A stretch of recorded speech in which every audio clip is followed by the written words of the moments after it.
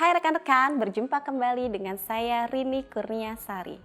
Pertemuan kali ini kita akan membahas mengenai pengantar ekonomi mikro. Sebelum kita membahas ekonomi mikro, kita harus mengetahui terlebih dahulu apa itu ekonomi. Ekonomi adalah ilmu yang mempelajari tentang perilaku manusia dalam memenuhi semua kebutuhannya yang tidak terbatas dengan sumber daya yang terbatas. Ekonomi dibagi menjadi dua cabang ilmu, yaitu ilmu ekonomi mikro dan ilmu ekonomi makro. Seperti yang kalian ketahui, jika arti mikro itu adalah kecil, sedangkan arti makro itu adalah besar, maka ekonomi mikro mempelajari ruang lingkup ekonomi yang kecil, sedangkan ekonomi makro mempelajari lingkup ekonomi yang lebih besar. Ekonomi mikro adalah cabang ekonomi yang berhubungan dengan perilaku unit ekonomi secara individu di antara konsumen, perusahaan, pekerja, serta investor. Unit-unit ini dibentuk oleh pasar. Jadi jelas ya bahwa ruang lingkup ekonomi yang kecil di sini adalah hanya ada interaksi antara konsumen dengan produsen secara individual. Bagaimana dengan ekonomi makro? Ekonomi makro adalah cabang ekonomi yang berhubungan dengan variabel ekonomi secara agregat atau keseluruhan.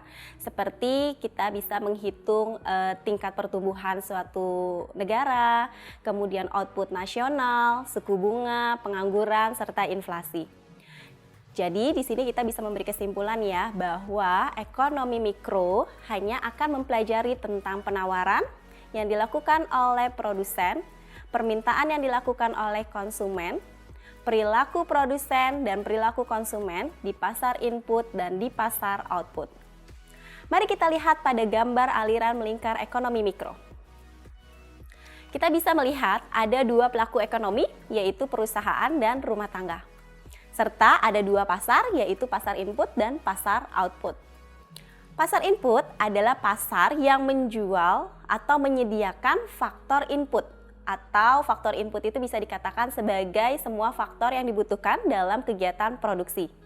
Nah, faktor input tersebut terdiri dari modal, tenaga kerja, material, teknologi, entrepreneurship. Nah, contoh pasar input secara realnya itu adalah job fair. Karena pada job fair, di dalam job fair ini tempat bertemunya antara rumah tangga yang menawarkan tenaga kerja dan perusahaan yang meminta tenaga kerja. Di dalam pasar input, aliran pertama berasal dari rumah tangga ke perusahaan, di mana rumah tangga menjadi seorang produsen yang menawarkan semua faktor input tersebut kepada perusahaan. Sehingga perusahaan menjadi seorang konsumen yang melakukan permintaan terhadap semua faktor input, maka permintaan yang dilakukan oleh perusahaan ini menjadi aliran kedua. Selanjutnya perusahaan melakukan pengeluaran untuk modal dalam bentuk uang sewa dan membayar tenaga kerja dalam bentuk upah ke pasar input. Pengeluaran perusahaan ini menjadi aliran yang ketiga. Aliran yang keempat adalah aliran pendapatan dari perusahaan berupa uang sewa yang tadi, kemudian berupa upah ke rumah tangga.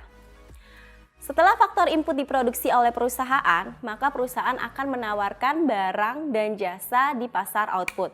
Maka penawaran barang dan jasa ini akan menjadi aliran kelima. Di dalam pasar output, rumah tangga melakukan permintaan terhadap barang dan jasa. Ini adalah aliran keenam. Aliran selanjutnya, yaitu aliran ketujuh, terjadi ketika rumah tangga melakukan pengeluaran di pasar output. Jadi rumah tangga melakukan belanja terhadap barang dan jasa yang ditawarkan oleh perusahaan tadi. Sehingga pengeluaran rumah tangga tersebut menjadi pendapatan untuk rumah tangga, dan aliran pendapatan tersebut menjadi aliran terakhir, yaitu aliran ke-8. Demikian pertemuan kita mengenai pengantar ekonomi mikro. Sampai bertemu di pertemuan berikutnya, penawaran dan permintaan. Terima kasih dan selamat belajar.